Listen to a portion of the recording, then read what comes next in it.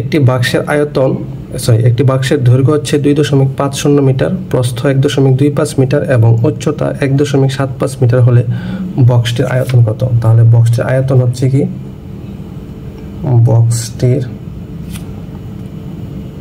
আয়তন সমান হচ্ছে কি, আয়তন মানে কি, আয়তন সমান হচ্ছে দৈর্ঘ্য গুণ প্রস্থ গুণ উচ্চতা, আর হবে কি, যেহেতু আয়তন হবে কি ঘন মিটার। আচ্ছা, তাহলে 2.50 গুণন 1.25 গুণন 1.75 এত ঘন মিটার। তাহলে এখন দশমিকের গুণ দেখে ভয় পাবেন না, ঠিক আছে? তাহলে আমি গুণটা করে দেখাই, দেখেন। তাহলে আমি ডাইরেক্ট 125 লিখলাম, হ্যাঁ, আর নিচে হচ্ছে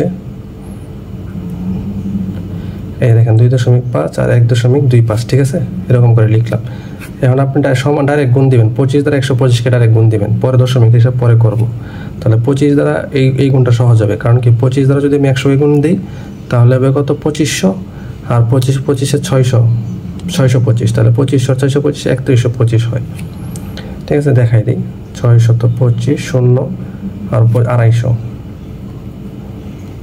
এই যে 5 2 1 3, এই যে 3125। এখন দেখেন দশমিকের পরে কয় ঘর আছে, এখানে আছে 1 2 ঘর, আর এখানে আছে 1 ঘর, 3 ঘর।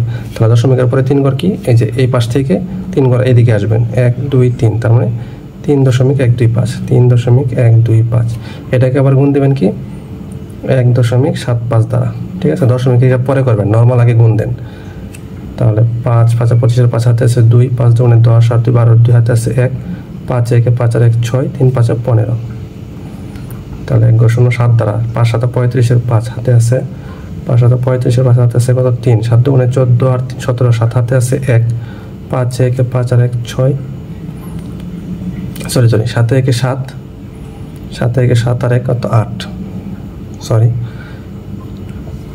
আর 3 7 21, এই 2 ঘর গেল। এখন 3125 3125 3125, এখন যোগ করে দেন 5 5 আর 2 7, 7 5 12 আর 6 18, 8 হাতে আছে 1, 8 2 10 আর 1 11, আর 5 16, হাতে আছে 1 3 আর 1 4 5। আচ্ছা, এখন দেখেন দশমিকের পরে কয় ঘর আছে, এখানে আছে 1 2 3 ঘর, এখানে আছে 1 ঘর 2 ঘর, তাহলে কয় ঘর হলো, 5 ঘর। তাহলে 1 2 3 4 5, এই যে 5 ঘর পরে দিয়ে দিলাম। তাহলে উত্তর হবে কত, 5 দশমিক, দেখেন আপনি চাইলে পুরোটাও লিখতে পারেন, 4 6 8 7 5 এত ঘন মিটার।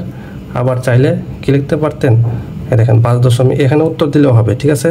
এটা তো একদম সঠিক উত্তর, হ্যাঁ। আর যদি আপনি মনে করেন 2 ঘর দিতে চান, তাহলে 5.47, ঠিক আছে?